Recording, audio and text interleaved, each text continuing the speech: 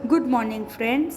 આપણે આજે આસપાસ પાઠ 6 જળ એ જ જીવન વિશેની અભ્યાસ કરીશું. પહેલાં તો આપણે જાણીએ છીએ કે જળ એટલે કે પાણી વગર આપણું જીવન શક્ય નથી. જો પાણી ન મળે તો મનુષ્ય, પ્રાણીઓ કે વનસ્પતિ કોઈનું પણ જીવન ટકી શકતું નથી. એટલા માટે પાણી એ આપણા જીવવા માટેનો ખૂબ જ જરૂરી છે. આપણે પાઠની ચર્ચા કરીએ તો જોઈએ, ઘણા વર્ષો પહેલાં આ ચિત્ર ગળસી સરનું છે. સરનો અર્થ તળાવ થાય છે. જેસલમેરના રાજા ગળસીએ લગભગ 60 વર્ષ પહેલાં લોકોની મદદથી તે બનાવ્યું હતું. તળાવની આજુબાજુ પગથિયાવાળા ઘાટ, શણગારેલી પરસાળ, મોટા ખંડ, ઓરડાઓ અને બીજું ઘણું બધું છે. લોકો અહીં તહેવારો ઉજવવા તેમજ સંગીત અને નૃત્યના કાર્યક્રમ માણવા આવતા. ઘાટ પર આવેલી શાળામાં બાળકો ભણવા આવતા. તળાવ સૌનું હતું અને સૌ તે ચોખ્ખું રાખવાની કાળજી લેતા. જુઓ, આ ચિત્ર શાનું છે? ગળસી સરનું છે. ગળસી સર એટલે કે તળાવ. જેસલમેરના રાજા ગળસીએ લગભગ 650 વર્ષ પહેલાં લોકોની મદદથી આ બનાવ્યું હતું. તળાવની આજુબાજુ પગથિયાવાળા ઘાટ હતા, શણગારેલી પરસાળ હતી, મોટા ખંડ હતા, ઓરડાઓ હતા અને બીજું ઘણું બધું પણ હતું. અહીં લોકો શું કરવા આવતા હતા? તહેવારો ઉજવવા આવતા અને સંગીત નૃત્યના કાર્યક્રમો પણ માણવા આવતા હતા. ઘાટ પર આવેલી શાળામાં બાળકો ભણવા આવતા. તળાવ સૌનું હતું અને સૌ તેને ચોખ્ખું રાખવાની કાળજી પણ લેતા હતા. તળાવમાં સંગ્રહાયેલું વરસાદનું પાણી ઘણા માઇલ સુધી ફેલાતું. તે તળાવ એવી રીતે બનાવવામાં આવ્યું હતું કે જ્યારે તળાવ પાણીથી ભરાઈ જાય તો વધારાનું પાણી તેની નીચેની સપાટીએ બનાવેલા તળાવમાં જાય. જ્યારે તે પણ ભરાઈ જાય ત્યારે વધારાનું પાણી બીજા તળાવમાં ભરાતું. આ રીતે ક્રમશઃ 9 તળાવ ભરાતા. વરસાદનું આ પાણી આખું વર્ષ વપરાતું. આજે ગળસી સરનો ઉપયોગ થતો નથી. તે 9 તળાવોની વચ્ચે ઘણી બધી ઇમારતો અને બહુમાળી મકાનો આવી ગયા છે. હવે આ તળાવોમાં પાણી ભરાતું નથી. વરસાદનું પાણી વહી જાય છે અને વેડફાઈ જાય છે. જો તળાવમાં શું કરવામાં આવતું? વરસાદનું પાણી સંગ્રહ કરવામાં આવતું. અને એ કેવી રીતે બનાવવામાં આવતું હતું કે તે તળાવ એવી રીતે બનાવવા માટે કે સૌ પ્રથમ તો પહેલું જે ગળસી સરનું જે તળાવ છે એ તળાવમાં વરસાદનું પાણી વધારે પડતું વળી જાય એટલે જે તળાવની સપાટી છે એ સપાટીની નીચે બીજું એક તળાવ બનાવવામાં આવેલું હોય છે. એ તળાવમાં એ વધારાનું પાણી વહી જતું. એ નીચેનું બીજું તળાવ ભરાઈ જાય એટલે એની નીચે બીજું એક તળાવ બનાવવામાં આવે છે, જેમાં પેલું ઉભરાતું પાણી બીજા તળાવમાં જાય અને એ તળાવ ભરાય. એવી રીતે ક્રમશઃ કેટલા તળાવ બનાવવામાં આવેલા? 9 તળાવ બનાવવામાં આવેલા હતા. અને એ 9 તળાવ ભરાઈ જતાં તેનું પાણી આખું વર્ષ વાપરવામાં આવતું. પણ હવે આ ગળસી સરનો ઉપયોગ થતો નથી. કેમ આ તળાવનો ઉપયોગ નથી થતો? કેમ કે એ તળાવોની વચ્ચે જે જગ્યા છે ત્યાં મોટા ઇમારતો અને બહુમાળી મકાનો આવી ગયા છે. અને એટલા માટે તળાવોમાં પાણી ભરાતું નથી અને વરસાદનું પાણી ક્યાં થઈ જાય છે? વહી જાય છે અને વેડફાઈ જાય છે. ત્યારે પાણીનો સંગ્રહ થતો, હવે એ પાણી વેડફાઈ જાય છે. અલ બિરુનીની નજરે હજારો વર્ષો પહેલાં એક મુસાફર ભારતમાં આવ્યો હતો. તેનું નામ હતું અલ બિરુની. જે જગ્યાએથી તે આવ્યો હતો તે હવે ઉઝબેકિસ્તાન કહેવાય છે. અલ બિરુનીને જે જોયું તે બારીકાઈથી અવલોકન કર્યું અને દરેક વિગત નોંધી. તેણે ખાસ એ વસ્તુઓની નોંધ કરી જે તેના પોતાના દેશ કરતાં અલગ હતી. અહીં તે સમયના તળાવો વિશે તેણે જે લખ્યું હતું તેનો કેટલોક ભાગ આપેલ છે. જો હજારો વર્ષો પહેલાં એક મુસાફર ભારતમાં આવ્યો હતો. તેનું નામ શું હતું? અલ બિરુની હતું. જે જગ્યાએથી એ આવ્યો હતો તે હવે કયા નામથી ઓળખાય છે? ઉઝબેકિસ્તાન તરીકે ઓળખાય છે. અલ બિરુનીએ જે જોયું તેની બારીકાઈથી તેણે તેનું અવલોકન કર્યું અને તેણે તેની વિગતો નોંધી. એ ખાસ વસ્તુઓની વિગતોની નોંધ કરી અને જે એને પોતાના દેશ કરતાં અલગ જે વસ્તુ છે અને એ સમયમાં તળાવો વિશે તેને આજે લખ્યું છે. એનો કેટલોક ભાગ આપણે અહીં જોયો છે. તો જુઓ, એના ભાગમાં આપણે જોઈએ કે અહીંના લોકો તળાવ બનાવવામાં કુશળ છે. મારા દેશના લોકો તેમને જોઈ આશ્ચર્ય પામશે. તેઓ મોટા પથ્થરોની થપ્પીઓ અને લોખંડના સળિયા જોડી તળાવની આજુબાજુ ચબૂતરા બનાવે છે.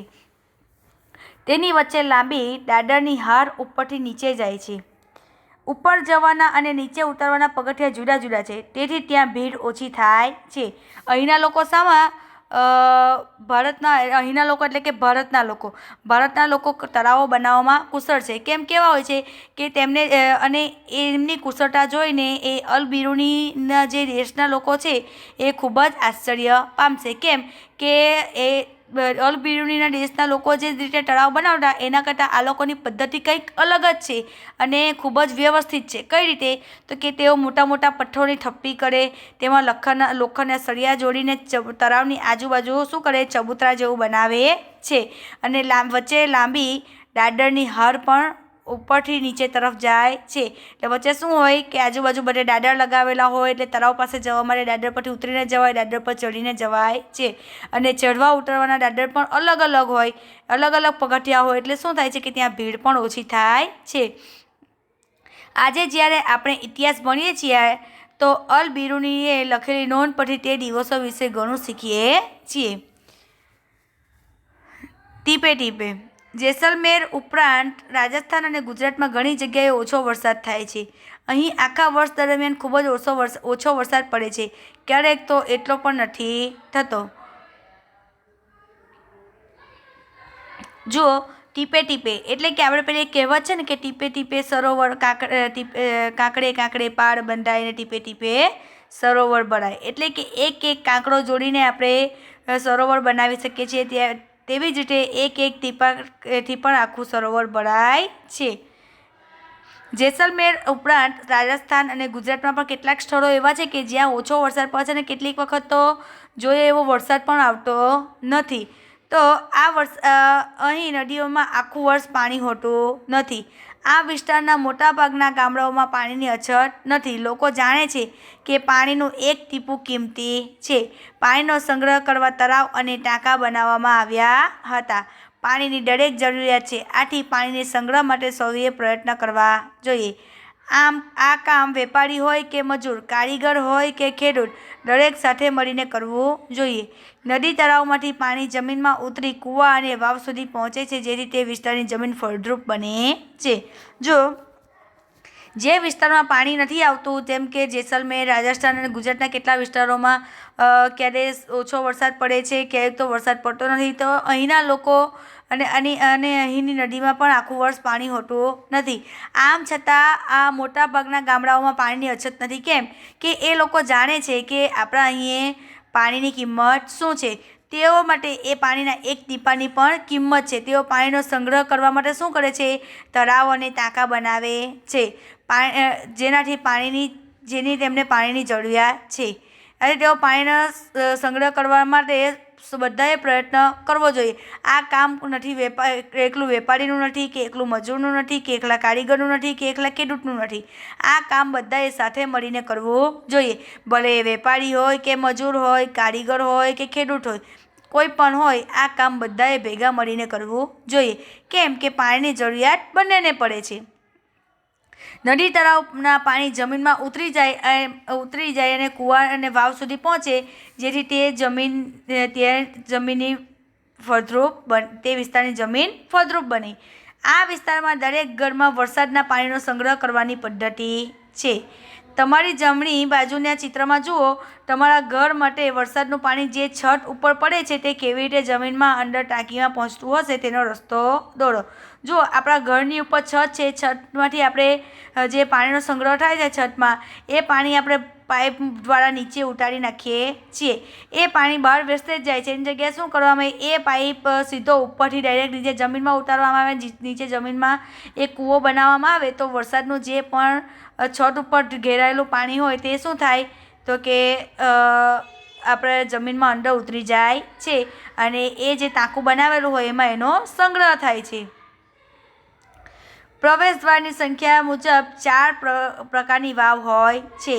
પ્રવેશદ્વારની સંખ્યા મુજબ કેટલા પ્રકારની વાવ હોય છે? 4 પ્રકારની. એક તો નંદા એટલે કે એક જ પ્રવેશદ્વાર, ભદ્રા એટલે 2 પ્રવેશદ્વાર, જયા એટલે 3 પ્રવેશદ્વાર અને વિજયા એટલે 4 પ્રવેશદ્વાર. વાવ કેટલા પ્રકારની હોય? 4 પ્રકારની હોય છે. કઈ મુજબ? એના પ્રવેશદ્વારની સંખ્યા મુજબ.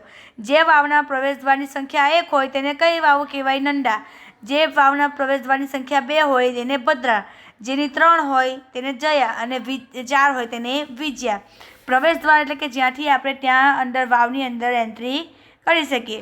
તમે ક્યારે વાવ જોઈ છે? આ ચિત્ર જુઓ, તમે જોઈને અનુમાન કરી શકો છો કે દાદર અંદર ઘણા માળ ઊંડે જાય છે.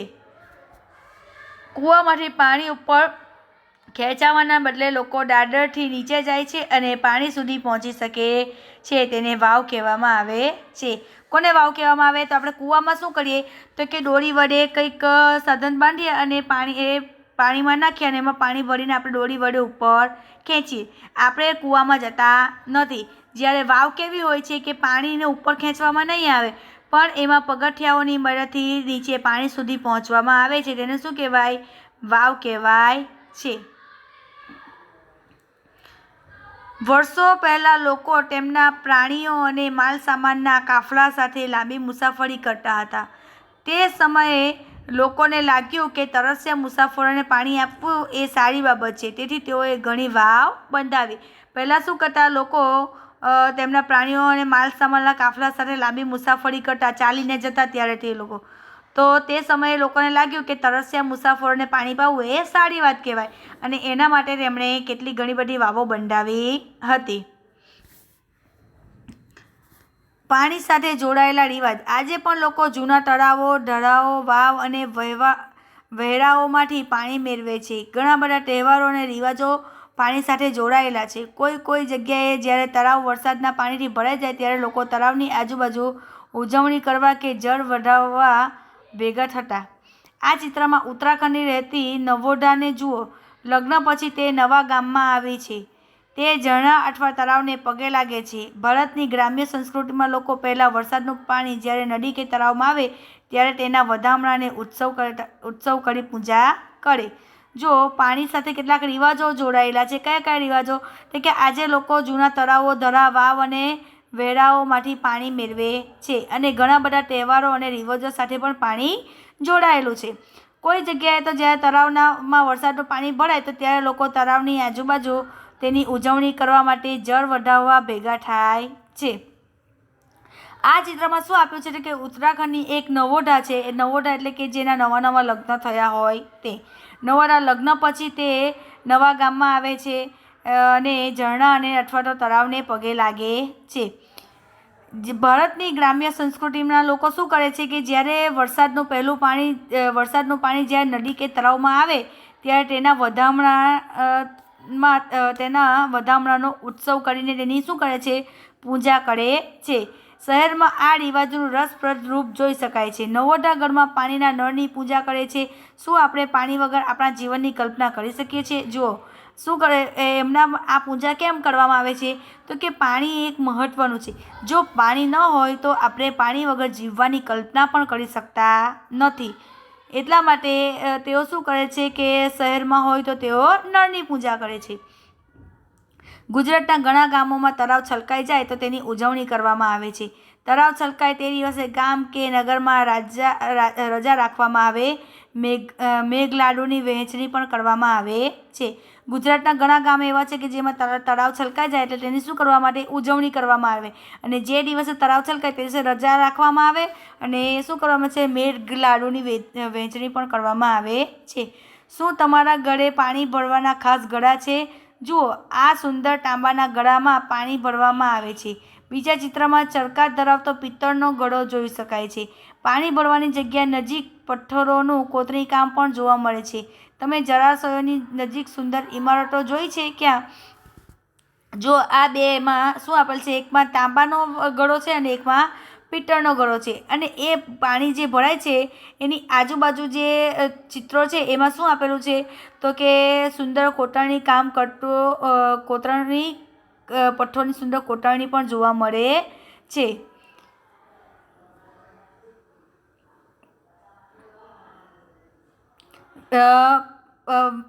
પાણી મેળવવા માટે જે સ્ત્રોત જેવા કે કૂવા, વાવ, તળાવ વગેરેને શું કરવામાં આવે છે? પવિત્ર માનવામાં આવે છે. કેમ કે આપણે ત્યાંથી પાણી મળે છે. વાવમાં પાણી ભરવા જનાર વ્યક્તિ ચંપલ બહાર કાઢીને જ જતી. આ રિવાજોના કારણે પાણીની સ્વચ્છતા જળવાઈ રહેતી. આ બધા જળ મંદિરો સ્વચ્છ સૌની ફરજ છે. જો પહેલાં લોકો શું કરતા તો વાવમાં જતા તો ચપ્પલ બહાર કાઢીને જતા, જેને કારણે પાણીની ત્યાં સ્વચ્છતા પણ જળવાઈ રહેતી અને જળમંદિરને સ્વચ્છ પણ રાખવી અને જળમંદિરને સ્વચ્છ રાખવા એ આપણે સૌની ફરજ પણ છે. ઈસવીસન આના વિશે વિચારો. ઈસવીસન 1986માં જોધપુર અને તેની આજુબાજુના વિસ્તારમાં વરસાદ ન હતો. લોકોએ જૂની અને ભૂલાયેલી વાવ યાદ આવી. તેઓએ વાવ સાફ કરીને 200 ટ્રક કરતાં વધારે કચરો બહાર કાઢ્યો. તે વિસ્તારના માણસોએ પૈસા ભેગા કર્યા. તરસ્યા નગરે વાવમાંથી પાણી મેળવ્યું. થોડા વર્ષ પછી વરસાદ સારો આવ્યો અને ફરીથી વાવ ભૂલાઈ ગઈ. જો કેવો સમય આવે કે જે આપણને ખૂબ જ મદદરૂપ બનતી હતી અને સમય બદલાયો એટલે આપણે એને ભૂલી જઈએ છીએ. પણ એક સમય એવો આવે છે કે આપણને ફરી પાછી એ વસ્તુની યાદ આવે છે અને ફરી પાછું આપણા દિવસો બદલાય એટલે આપણે એને ભૂલી જઈએ છીએ. આપણે કેવા છે, માણસો કેવા છે, એક મતલબી કે જ્યાં સુધી આપણો સ્વાર્થ હોય ત્યાં સુધી આપણે એનો ઉપયોગ કરીએ, પછી આપણો સ્વાર્થ પતી જાય એટલે આપણે એને ભૂલી જઈએ. એવું જ અહીં પણ થયું હતું કે ઈસવીસન 1986માં જોધપુર અને તેની આજુબાજુના વિસ્તારમાં વરસાદ ન થયો. ત્યાં પાણીની અછત પડી એટલે લોકોને શું થયું, ભૂલાયેલી વાવ યાદ આવી. પહેલાંના લોકો જે વાવનો ઉપયોગ કરતા હતા એ વાવ યાદ આવે છે. એટલે એ લોકો શું કરે છે, તે વાવને સાફ કરાવે છે અને એમાંથી કેટલો કચરો કાઢે છે, લગભગ 200 ટ્રક જેટલો કચરો બહાર કાઢે છે અને એ કચરો બહાર કાઢ્યા પછી એ વાવમાંથી પાણી મેળવે છે. પણ ફરી પાછો સમય બદલાય છે, સારો એવો વરસાદ થાય છે, એમને પાણી મળે છે એટલે તેઓ ફરી શું કરે છે, વાવને ભૂલી જાય છે. પણ ત્યાંના લોકો એ નથી વિચારતા કે જો વાવ ન હતી તો આવા સમયમાં એ લોકો શું કરે. પુનિતા જ્યાં રહે છે ત્યાં 2 જૂના કૂવા છે. તેના દાદી કહે છે કે 15-20 વર્ષ પહેલાં આ કૂવામાં પાણી હતું, પરંતુ આજે કૂવાનું પાણી સુકાઈ ગયું છે. કેમ? તે કે ઇલેક્ટ્રિક મોટરની મદદથી પાણી જમીન કૂવામાંથી ખેંચી લેવામાં આવ્યું. જે તળાવમાં વરસાદનું પાણી સંગ્રહ કરવામાં આવતું હતું હવે તે ત્યાં નથી. વૃક્ષો અને બગીચાની આજુબાજુ જમીન સિમેન્ટથી ઢંકાઈ ગઈ છે. તેના માટે બીજું કોઈ કારણ છે? જો હવે પાણી કેમ નથી, તો કે ઇલેક્ટ્રિક મોટરની મદદથી પાણી જમીન કૂવામાંથી ખેંચી લેવામાં આવે છે. જે તળાવમાં વરસાદનું પાણી સંગ્રહ કરવામાં આવતું હતું તે હવે નથી થતું. વૃક્ષો અને બગીચાની આજુબાજુની જમીન કે શાનાથી ઢંકાઈ છે? સિમેન્ટથી ઢંકાઈ ગઈ છે. આજની વાતો. ચાલો જોઈએ કે આજે લોકો જુદી જુદી કેવી રીતોથી પાણી મેળવવા વ્યવસાય કરે છે. પાના નંબર 57 પર જુઓ અને ચર્ચા કરો. તમે તમારા વર્ગમાં ઘણી પાણી તેમાં આપેલી કોઈ રીતથી મેળવો છો? તેના પર ખરા નિશાની કરો. જો કોઈ બીજી રીતથી પાણી મેળવતા હોય તો તમે નોટબુકમાં લખો. જો અહીં કેટલીક પાણી મેળવવાની રીતો આપી છે. પેલું, પાણી પુરવઠા બોર્ડ તરફથી પાણીનું ટેન્કર અમારી કોલોનીમાં દિવસમાં 2 વાર આવે છે. ટેન્કરથી પાણી મેળવવા અમારે લાંબી હારમાં ઊભા રહેવું પડે છે.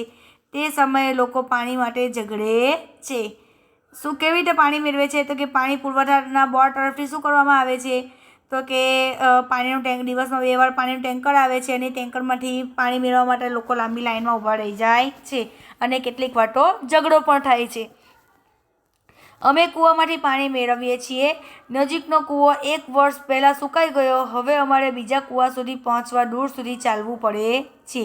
જો બીજા ચિત્રમાં જે આપ્યું છે તેમાં શું કરવામાં આવે છે, કૂવામાંથી પાણી મેળવવામાં આવે છે.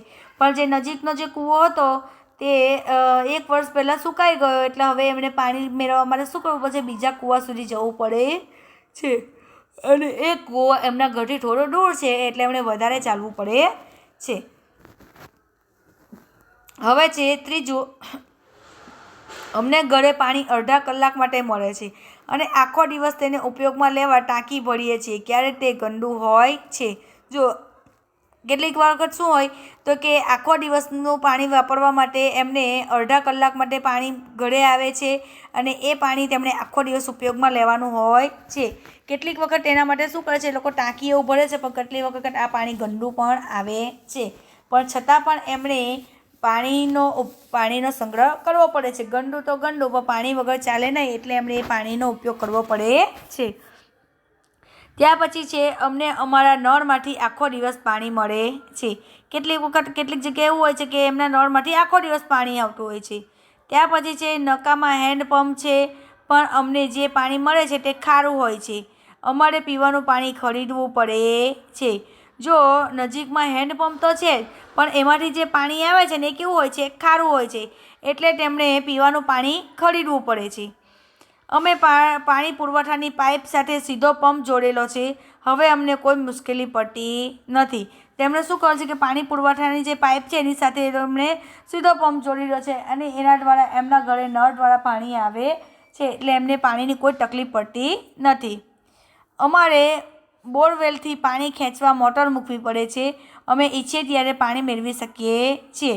બોરવેલ એટલે કે કૂવો, બોરવેલ જેવો કૂવો બનાવેલો હોય છે અને તેનામાં મોટર મૂકેલી હોય છે. જ્યારે પાણીની ઈચ્છા થાય ત્યારે તેઓ મોટર ચાલુ કરીને પાણી મેળવી શકે છે. અમે પાણી કેનાલમાંથી મેળવીએ છીએ. કેનાલ એટલે કે નહેરમાંથી. કેટલાક લોકો શામાંથી પાણી મેળવે છે? તો કે નહેરમાંથી પાણી મેળવે છે. જો બધાને જીવવાનો હક છે, તેમ છતાં શું દરેક વ્યક્તિ જીવવા માટે પૂરતું પાણી મેળવે છે?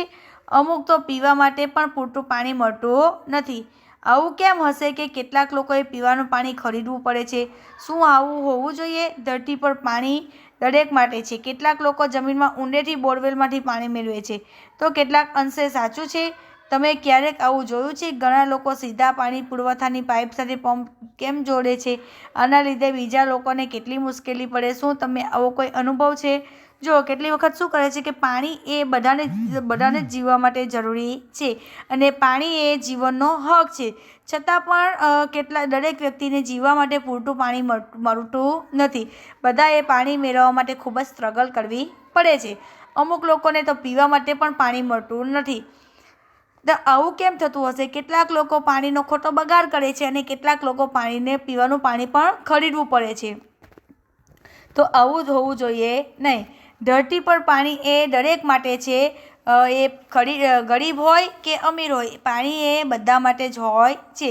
કેટલાક લોકો તો શું કરે છે કે પાણી જમીનમાં ઊંડે ઉતરી ગયું એટલે ઊંડી બોરવેલ બનાવે અને તેમાંથી પાણી મેળવી લે. આ કેટલાક અંશે સાચું છે? તો કે આ યોગ્ય નથી. તમે ક્યારેક આવું જોયું છે કે ઘણા લોકો સીધા પાણી પુરવઠાની પાઇપ સાથે કેમ જોડે છે? તો કે સીધા પાણી પુરવઠાની પાઇપ સાથે જોડે તો એમને પાણી એવું વધુ પ્રમાણમાં મળે, પણ એનાથી શું થાય? બીજાઓને મુશ્કેલી પડે છે. તો આવું કરવું જોઈએ નહીં. આ કહી શકે કેટલાક એવા સમૂહો છે કે જે જુદા જુદા વિસ્તારના લોકોને પાણી લાવી આપવા માટે સખત મહેનત કરે છે. તેઓ વડીલોને તેમના સમયે પાણીની વ્યવસ્થા વિશે પૂછે છે. તેઓ જૂના તળાવ અને નાળા ફરી બંધાવે છે અને નવા પણ બનાવે છે. ચાલો જોઈએ એક સમૂહ જેનું નામ તરુણ ભરત સંઘ છે, જેમણે ડડકી માઈને કેવી રીતે મદદ કરી. જુઓ, કેટલાક સમૂહ એવા છે કે જુદા જુદા વિસ્તારમાં લોકોને પાણી આપવા માટે સખત મહેનત કરે છે. જૂના કૂવા અને જૂની વાવનું રિપેરિંગ કરાવે છે. તે સિવાય નવા તળાવ અને નાળા બંધાવે છે અને લોકોને સહાય કરે છે. તો એવું જ એક જૂથ છે, તેનું નામ છે તરુણ ભારત સંઘ, જેમણે ડડકી માઈને મદદ કરી હતી. તો કેવી રીતે મદદ કરી હતી આપણે જોઈએ તો કે આ ડડકી માઈ છે તે રાજસ્થાનના અલવર જિલ્લાના એક ગામમાં રહે છે. ગામની સ્ત્રીઓએ આખો દિવસ ઘર અને પ્રાણીઓની સંભાળ રાખવામાં વિતાવવો પડે છે. ઘણી વખત તેઓએ પાણી માટે કૂવામાંથી પાણી ખેંચતા આખી રાત જાય છે. ઉનાળામાં જ્યારે કૂવા સુકાઈ જાય છે ત્યારે તેઓએ ગામ છોડી દેવું પડે છે. ડડકી માઈએ આ સમૂહ વિશે સાંભળ્યું અને મદદ માટે પૂછ્યું. ગામના લોકોએ એમને આ સમૂહના સભ્યો સાથે મળીને તળાવ બનાવ્યું, જેથી પ્રાણીઓ માટે ખોરાક અને પાણીની મુશ્કેલી હવે ઓછી થઈ. લોકોએ વધારે દૂધ મળતું થયું અને તેઓની કમાણીમાં પણ વધારો થયો. શું થયું? તો કે ડડકી માઈ જે ગામમાં એક રાજસ્થાનના અલવર જિલ્લામાં એક નાના ગામમાં રહે છે. એ જિલ્લાના એ ગામમાં શું હોય છે કે સ્ત્રીઓનો આખો દિવસ શામાં પસાર થાય? તો કે ઘર અને પ્રાણીઓની સંભાળ રાખવામાં પસાર થઈ જાય છે. ઘણી વખત શું કહેવાય, પ્રાણીઓને પાણી પીવડાવવા માટે તેમણે પાણી કૂવામાંથી ખેંચતા શું છે આખી રાત નીકળી જાય છે અને ઉનાળામાં તો કૂવા સુકાઈ જાય ત્યારે તેમણે શું કરવું પડે છે? આખરે ગામ પણ છોડી દેવું પડે છે. ડડકી માએ એવા સમૂહ વિશે જાણ્યું હતું કે તેઓ પાણીની બાબતમાં લોકોને મદદ કરતા હોય છે, એટલે તેમણે એ લોકોને વાત કરી. તો તેમણે શું કર્યું? એ સમૂહના લોકોએ ગામના લોકો અને આ સમૂહના સભ્યો સાથે મળીને એક તળાવ બનાવ્યું, જેથી શું કરે, પ્રાણીઓને ખોરાક અને પાણી મળી રહે અને પાણીની મુશ્કેલી ઓછી થઈ જાય. લોકોને દૂધ વધારે મોટું થવા લાગ્યું અને એમની કમાણી પણ વધારે થઈ. જો વિદ્યાર્થી મિત્રો, અહીં આપણો આ પાઠ પૂર્ણ થાય છે. હવે પછી આના હું તમને કેટલાક ક્વેશ્ચન આન્સર, જે વૈકલ્પિક પ્રશ્નો છે, ખાલી જગ્યા, ખરા ખોટા, જોડકા, એક વાક્ય, મને ઓળખી, મારું નામ, એ બધું હું તમને ફોટા દ્વારા મોકલીશ, જે તમારે તમારી નોટમાં લખવાનું છે, સાથે સાથે પાકું પણ કરવાનું છે. અને આના પછીના વિડીયોમાં હું તમને 1-2 વાક્યના સવાલ જવાબ, 2-3 વાક્યના સવાલ જવાબ, મુદ્દાસર, ટૂંક નોંધ, એ બધું મોકલીશ, જે તમારે તમારી નોટમાં લખવાનું છે અને પાકું પણ કરવાનું છે.